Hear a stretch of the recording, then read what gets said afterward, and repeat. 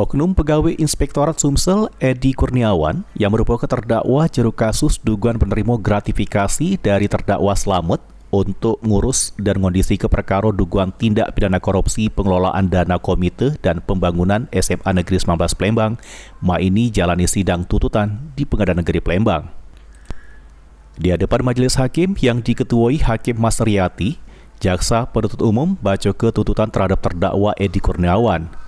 Juru amar tuntutannya, terdakwa sudah terbukti secara sah dan meyakinkan bersalah melakukan tindak pidana korupsi sebagaimana diatur dan diancam pasal 5 ayat 2 Undang-Undang Tindak Pidana Korupsi. Sehingga menuntut terdakwa Edi Kurniawan dengan pidana penjara 2 tahun dan denda 50 juta rupiah subsidiar 3 bulan penjara. Sesudah mendengar ke tuntutan tersebut, terdakwa lewat penasihat hukumnya Supendi bakal ngaju ke pledoi juru sidang minggu depan. Edi Kurniawan itu agenda tuntutan. Berapa kan benar? Dituntut 2 tahun dan uang pengganti kurungan 3 bulan dan kalau tidak bayar 50 juta.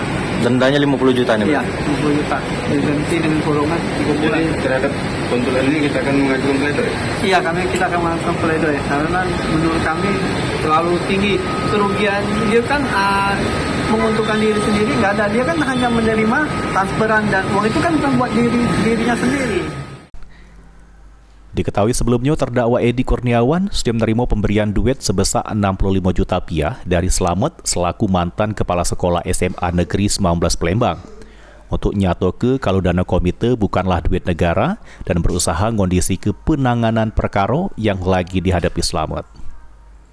Lutfi, PAL TV.